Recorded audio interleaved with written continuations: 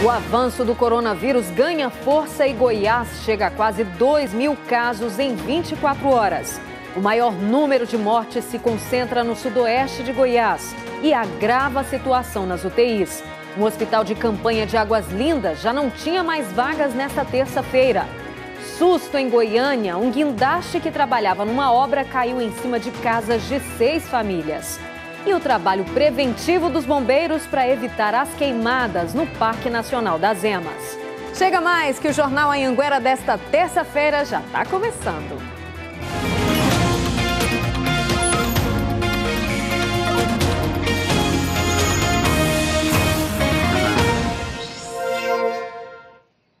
Boa noite, agora são 7h12, obrigada pela companhia. O Jornal Anhanguera de hoje começa com o drama de uma família de Planaltina de Goiás. A mãe voltou do mercado e encontrou os filhos sozinhos em casa. O caçula, de 1 ano, morreu depois de se afogar na piscina. O pai, que tinha ficado cuidando das crianças, havia sido preso numa operação policial, mas foi solto pouco depois por falta de provas. O casal questiona como a polícia militar deixou as crianças sozinhas na casa. Os pais do pequeno Thales Miguel ainda tentam entender como tudo aconteceu. O menino estava dentro da piscina, eu pulei dentro da piscina e me afoguei, peguei pelos pés dele e botei ele nos meus braços. Saí com ele desesperada correndo até o portão lá da área da minha casa. O menino chegou a ser levado até o hospital, mas não resistiu e morreu. Segundo a família, tudo aconteceu quando o pai, que estava cuidando dos 3 filhos do casal, foi levado para a delegacia por uma equipe da Polícia Militar. Segundo a PM, o homem era suspeito de ter cometido um roubo. Como não foi reconhecido pela vítima, acabou liberado. Meus meninos estavam no quarto assistindo lá no começo da casa e no momento que eu peguei e saí no portão para pegar a vassoura, ele já me algemado e falou que eu estava preso. Não me explicou porque eu estava preso, não falou nada, só colocou a algema e me levaram. Entendeu? O que acontece? Eles viram meus meninos, não pediram para um conselho tutelar pegar minhas crianças. Estava sozinho com os meus 3 filhos e eles sabiam que eu estava com os meus 3 filhos. Entendeu? Aí o que acontece? Me levaram, quando chegou na delegacia, entendeu? Minha irmã falou que tinha acontecido uma tragédia, que meu filho tinha sido encontrado morto dentro da piscina. Mas meu menino de 1 ano não anda, não tem como ele ter chegado aqui sozinho. E as únicas pessoas que estavam dentro da minha casa foi a polícia, não tinha mais ninguém a não ser a polícia dentro da minha casa. Jonas já tem passagem por tráfico de drogas, mas segundo ele, não está mais no mundo do crime. O caso está sendo investigado pela Polícia Civil. O inquérito foi aberto para encontrar os responsáveis pela morte da criança de apenas 1 ano. Segundo o delegado, os policiais e as vítimas que participaram dessa ocorrência serão ouvidos para que o caso possa ser esclarecido. Determinamos que fosse iniciado um inquérito policial para apurar as circunstâncias envolvendo a morte dessa criancinha, que se deu numa operação policial que resultou na prisão de vários indivíduos, inclusive do pai da criança. Chegou a ser levado para a delegacia, lá o delegado plantonista analisou todas as circunstâncias envolvendo a ocorrência e entendeu que não haviam provas que justificassem a prisão dele. Uma morte de uma criancinha, da forma como aconteceu, tem que ter toda a atenção e empenho possível para esclarecer completamente esse fato. Uma dor assim terrível, assim, que parece que o chão para mim desabou, o mundo para mim acabou. Agora eu só quero que isso não fique impune. Em nota, a Polícia Militar do Estado de Goiás diz que, ao tomar conhecimento da queixa, entrou em contato com o comando de Planaltina e foi confirmado que a Polícia Militar realizou a prisão do suspeito. Na mesma nota, a PM lamentou a morte da criança pelo afogamento, mas disse que, diferente do que foi dito pela mãe da criança, no momento da prisão do suspeito, ela estava na casa, assim como outros familiares, entre eles a irmã e o cunhado. Mesmo assim, vai apurar o caso para que não fiquem dúvidas sobre a condução da ocorrência pelos policiais. Mais 61 mortes pela Covid-19 foram registradas de ontem para hoje em Goiás, segundo a Secretaria Estadual de Saúde. E foram mais de 1.918 casos confirmados do novo coronavírus. Então agora, olha só, já somam 715 mortes em Goiás. 31.545 casos foram confirmados, 75.491 casos são suspeitos e 34.985 casos já foram descartados. E aumentou o número de casos de Covid-19 no sudoeste do estado. No início de junho, mais de 40% das mortes pelo coronavírus em Goiás estavam concentradas na região central, onde fica a capital. Mas, com o avanço da pandemia, essa situação mudou. Matias Freitas tinha 43 anos. A pedagoga morreu na semana passada, vítima da Covid-19. A Thalita não se conforma com a perda da mãe. Olhava no pulmão dela, disse que o pulmão dela estava feio, que estava com manchas. E passou medicação e mandou ela para casa, porque ela não sentia falta de ar.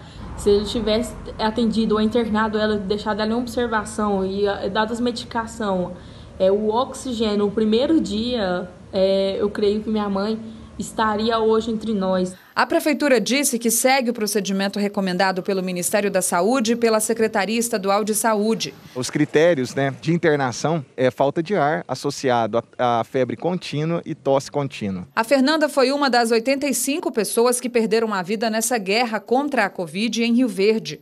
O município tem a maior quantidade de morte por coronavírus proporcional à população no estado, considerando cidades com mais de 100 mil habitantes.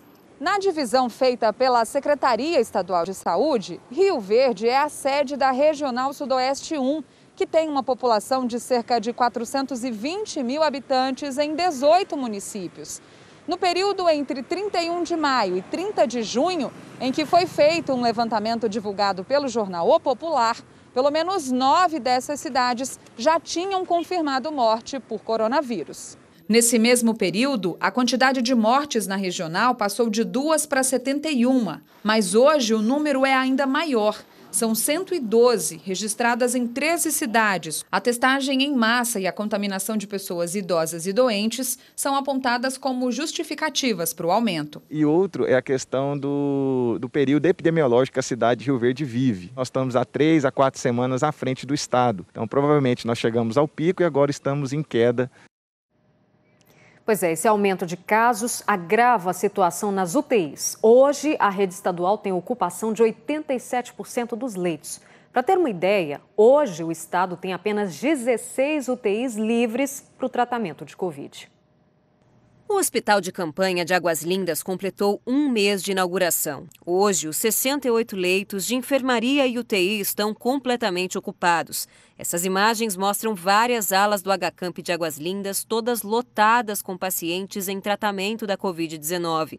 10 novos respiradores chegaram ao hospital para novos leitos que serão instalados na semana que vem. Infelizmente, não é um processo tão simples. A gente precisa montar uma equipe, preparar uma equipe, a gente precisa ter materiais e medicamentos para poder dar sustentação a esses novos leitos, precisa dos benditos ventiladores, monitores, então a nossa programação está sendo semanal. A situação é muito parecida no Hospital de Campanha de Lusiânia, que hoje tem 97% de ocupação. Em todo o estado, há apenas 16 UTIs para Covid livres, de acordo com o monitoramento feito pela Secretaria Estadual de Saúde. No Hospital de Campanha de Goiânia, somente 8 leitos de UTI estão livres nesta terça-feira. Já no HDT, há apenas uma UTI disponível para Covid. Em junho, segundo dados do consórcio de veículos de imprensa, Goiás foi o estado que registrou o maior avanço da Covid-19. Dos 31 mil casos de coronavírus em Goiás, 26 mil foram confirmados nos últimos 30 dias. Segundo a Secretaria Estadual de Saúde, a queda no isolamento social tem levado cada vez mais pacientes graves aos hospitais. A gente está nas últimas semanas no que a gente chama de estado de alerta. O que significa isso? Quando a média das taxas hospitalares, de ocupação hospitalar de todos os nossos hospitais, elas estão por volta do 80% a 85%. Então, sinal de alerta justamente para a gente relembrar as pessoas que quanto mais, no maior número de casos eu tenho, maior número de pessoas proporcionalmente vão precisar de um leito de enfermaria ou um leito de UTI. Então, a necessidade de redobrar cada vez mais os seus cuidados.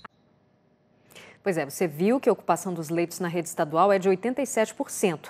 Na rede pública de Goiânia, a ocupação de leitos de UTI é de 92%.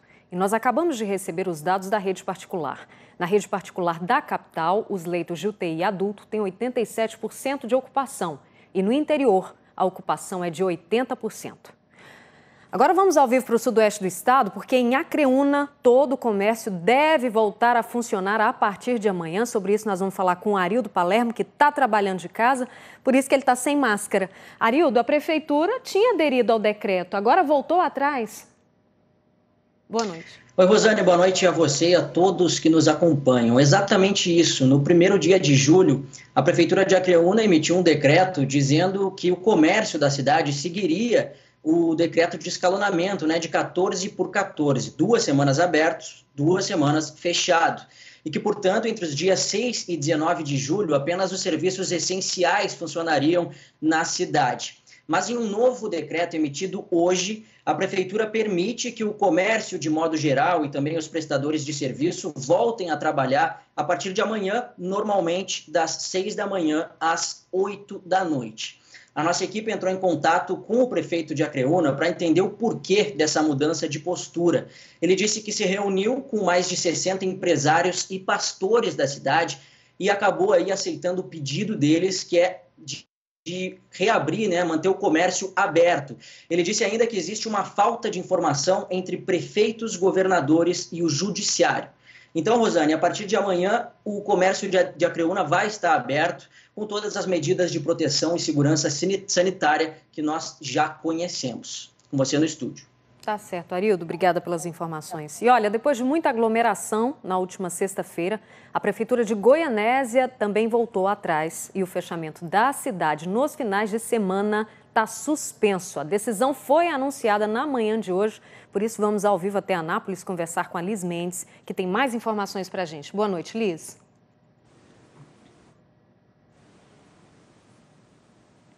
Boa noite para você, Rosane, boa noite a todos. Pois é, depois do que o prefeito de Goianésia, Renato de Castro, chamou de, abre aspas, tiro que saiu pela culatra, fecha aspas, ele resolveu flexibilizar as regras do fechamento parcial, no lockdown parcial que foi adotado na cidade no último fim de semana.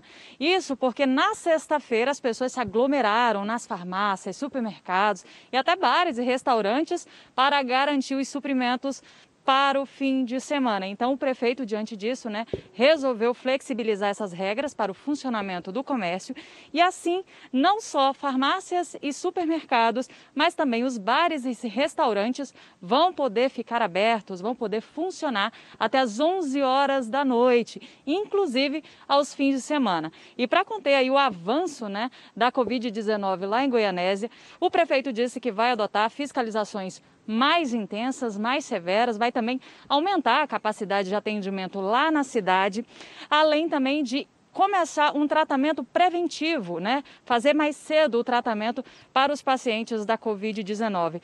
Goianésia tem hoje 220 casos positivos e 7 óbitos da Covid-19. Rosane. E como é que fica a situação de Anápolis, Porque a gente tem acompanhado, a gente tem mostrado no jornal que o número de casos aí na cidade tem crescido a cada dia,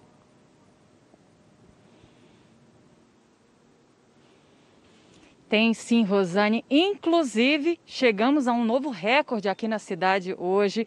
Foi o registro de 95 novos casos em 24 horas. Com isso, a cidade chega à marca de 1.264 casos confirmados da Covid-19. E o que mais chama a atenção nesses casos confirmados nas últimas 24 horas é uma criança de 1 ano e outro bebê de apenas 10 meses que estão entre essas pessoas que testaram positivo para o coronavírus. A Prefeitura, então, disponibilizou um Disque Denúncia, para que as pessoas possam denunciar casos de descumprimento do decreto e também aglomerações, que é o 156, que é da ouvidoria da Prefeitura aqui de Anápolis, e também essas denúncias podem ser feitas por mensagem de texto, apenas mensagem de texto, no WhatsApp da Prefeitura, que é o 99315 3882. Rosane.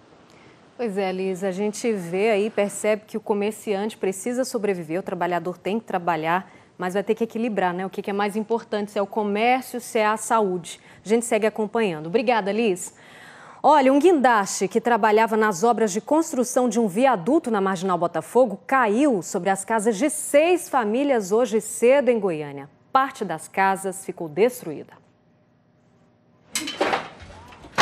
Uma terça-feira que o Victor nunca mais vai esquecer.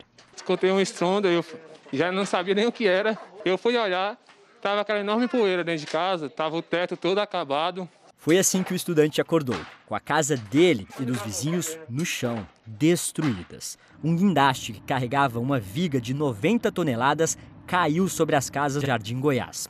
O acidente foi no final da manhã. Apenas 3 funcionários da obra que estavam no guindaste saíram com ferimentos leves. O seu Aloísio, que é o proprietário dos imóveis e também mora no local, se assustou. Eu pensei logo, será que algum dos meus inquilinos perderam a vida? Sei que foi um estrondo muito grande. Sabe quando vai dar uma chuva que tem aquele trovão fortíssimo? Ele foi pior. A casa do seu Luísio funciona da seguinte maneira. Ele mora ali, na casa da frente. E nos fundos tem essas kitnets, onde 5 famílias moram. E o estrago maior está aqui, onde o guindaste caiu. Por aqui são muitas telhas, só destruição, alvenaria, roupas misturadas, pedaços de máquina, bicicleta, brinquedos, tudo destruído. A assistência terá que ser prestada pela obra, né, ou pela empresa responsável, isso aí terá que ser decidido também. É claro que a prefeitura não vai se furtar também em participar do processo decisório. A prefeitura disse que vai esperar a perícia feita pela empresa de engenharia responsável pela obra e que o guindaste deve ser retirado essa semana. Depois do susto, o sentimento do Victor é de ter nascido de novo. Desse impacto acontecer e não machucar ninguém, é um livramento mesmo, porque não tem outra forma. Sorte grande mesmo. Em Rio Verde, mãe e filho foram presos. A suspeita é que eles iam passar celulares e munições para detentos do sistema prisional. A companhia de policiamento especializado foi até uma casa no bairro Jardim Helena para averiguar a situação e encontrou 28 celulares, alguns com registro de furto ou roubo. Os aparelhos estavam etiquetados com o nome dos presos e as suas respectivas celas. A polícia também apreendeu munições calibre 38 no local. Os 2 envolvidos no crime foram presos por posse ilegal de arma de fogo e receptação qualificada. E a polícia também apreendeu drogas e celulares no presídio de Formosa. Segundo a polícia, as porções de droga e os 5 aparelhos de celular com chips e cabo USB estavam escondidos, gente, dentro de um sabonete, dentro de vários sabonetes, na verdade, e seriam entregues a um detento. Os objetos foram encontrados durante a revista. E agora a gente vai te mostrar uma situação absurda que fazendeiros da região sudoeste do estado estão enfrentando por conta de uma ponte que liga Caiapônia aos municípios de Montevidéu, Rio Verde e Palestina de Goiás. Essa semana, um caminhão chegou a cair no local. A ponte é estreita e não tem sequer proteção lateral. Além disso, a estrutura precária de madeira tem preocupado os moradores da região. Quantos ônibus com aluno passou aqui dentro, carregado com criança? Nesta semana, um caminhão carregado com sal tombou ao tentar passar por ali. Parte da estrutura acabou quebrando. O veículo foi parar dentro da água e 2 pessoas ficaram feridas. Fazendeiros, pequenos proprietários aqui, chacareiros, que dependem dessa estrada aqui, gente. Olha só a situação que está essa ponte. Os moradores da região disseram que dos assentamentos até o município de Caiapônia, passando pela ponte, são aproximadamente 37 quilômetros. É a principal estrada utilizada para transporte de grãos e também de leite. Até existe outro caminho, um desvio por onde não é preciso passar pela ponte. Mas aí são quase 40 quilômetros a mais. É a estrada principal que tem para o pessoal ter acesso à cidade, ao povoado. E a ponte está isolada no momento, porque não tem condição de tráfego mais no local, porque corre risco de cair a qualquer momento o restante da estrutura que ficou. Que perigo, gente. Eu não imaginei que aquele monte de tábua fosse uma ponte. Mas olha, as 2 pessoas feridas no acidente foram levadas pelos moradores para o hospital de Palestina com ferimentos leves. Em nota, a Prefeitura de Caiapônia disse que hoje uma equipe técnica esteve lá na ponte para avaliar o que pode ser feito para resolver o problema, mas não informou um prazo para que isso aconteça. Protetores dos animais continuam mobilizados para tentar resgatar 2 cães que foram feridos por um ouriço em Anápolis. No total, 5 cachorros atacaram um ouriço e acabaram cheios de espinho. 3 foram resgatados e medicados, mas os outros 2 ainda estão na mata. Spike 1 e Spike 2. Os nomes ainda são provisórios. Eles são 2 dos 5 cachorros que atacaram um ouriço e saíram cheios de espinhos. Com muito custo, foram resgatados. As fotos mostram a situação que eles estavam. Eles tiveram que tomar um anestésico para a retirada dos espinhos e agora estão medicados. Desde que os 2 chegaram aqui no centro de zoonoses, estão recebendo todos os cuidados necessários e se recuperando do susto. Agora, a equipe daqui desconfia que eles tenham donos por conta do comportamento dócil e sociável que eles têm. Se os donos não aparecerem, eles vão ser encaminhados para adoção. Os 2 foram castrados e mesmo com as marcas que ficaram, estão quase prontos para ir para casa ou ganhar um novo lar. Eles chegaram aqui já bem machucados, mas já estão medicados, já estão bem. E estamos esperando também a ajuda, porque depois que chegam aqui, muita gente esquece da situação deles. Um outro cão foi resgatado por uma ONG e já se recuperou. Mas ainda faltam outros 2 que, por conta dos espinhos, estão bem ariscos e não deixam ninguém se aproximar.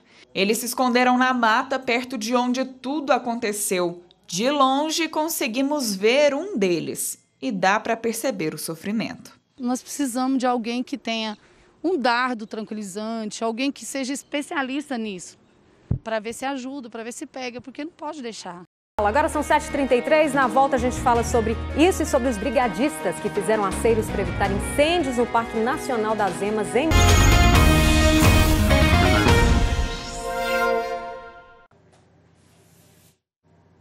Jornal em Anguera de volta, agora são 7h35 e olha só esses números. Só nesse ano, aqui em Goiás, foram registrados mais de 2.000 incêndios em vegetação. E com a chegada do tempo seco, os cuidados têm que ser redobrados. Por isso, para evitar queimadas de grandes proporções, os brigadistas já começaram a fazer os aceiros no Parque Nacional das Emas, lá em Mineiros. 25 brigadistas estão empenhados na tarefa de proteger a maior área de cerrado preservada do Brasil. Para isso, enfrentam o calor do fogo durante horas seguidas.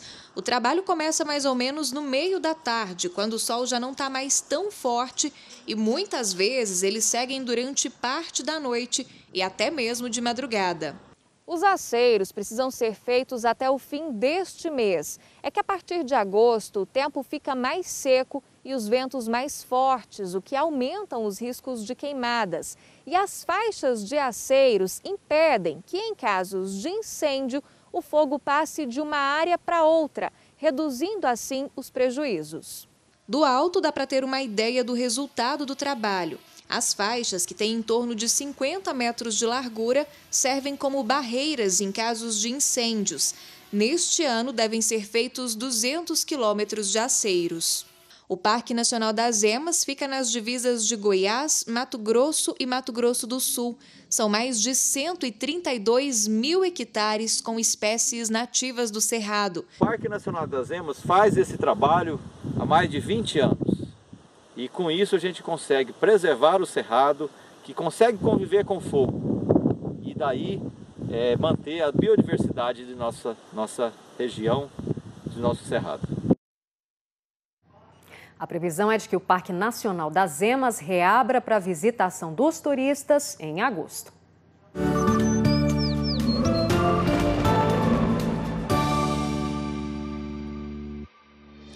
A quarta-feira vai ser de sol e o tempo continua seco.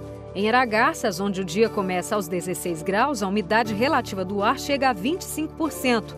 Alexânia fica entre 13 e 28 graus. Três Ranchos registra máxima de 29 e Rio Verde fica entre 14 e 30 graus. Agora sim a gente vai ver onde o Vila Nova está treinando. Roda aí. Foram 6 dias parados, mas o Vila Nova encontrou uma alternativa e treinou hoje à tarde na cidade de Santo Antônio de Goiás, a 28 quilômetros da capital. A última vez que o time trabalhou em Goiânia foi na quarta-feira passada. Santo Antônio abriu as portas para nós aqui. A estrutura é legal, bacana, fica muito próximo também de Goiânia, então nossa casa, durante esse período que o decreto nos impede de treinar em Goiânia, será em Santo Antônio. Agora, os 3 rivais de Goiânia têm lugares diferentes para treinar. Além do Vila, em Santo Antônio de Goiás, o Atlético está treinando em Trindade. E o Goiás, que também esteve na capital da fé, vai passar a treinar amanhã no Centro de Treinamento Coimbra Bueno, que fica na cidade de Aparecida de Goiânia. A primeira opção do Vila para continuar a sequência de trabalhos também era Aparecida. Mas a prefeitura definiu que apenas os clubes com centros de treinamento na cidade poderiam ficar. O Goiânia e o Goiás têm um CT aqui na cidade de Aparecida. O comitê entendeu sim que o protocolo dessas duas equipes, o protocolo das equipes profissionais é o melhor protocolo que o comitê recebeu. Faz a testagem de todos os seus atletas, da comissão técnica, do seu staff. E então o comitê liberou sim para essas duas equipes que têm CT aqui em Aparecida de Goiânia. Os jogadores agora aceleram a preparação. A Série C do Campeonato Brasileiro deve começar no próximo dia 8 de agosto. Nós temos que estar bem preparados e não podemos perder mais nenhum dia sequer e cumprir o nosso cronograma, cumprir o nosso planejamento e trabalhar o máximo possível para conseguir o acesso à Série B. Na boa, né? Todo mundo tá ansioso para a vida voltar ao normal. Mas vai voltar, se Deus quiser. Agora são 7h40, ó. Um beijo, um cheiro para vocês. A gente encerra hoje com imagens de Rio Verde. Tchau, gente. Até amanhã.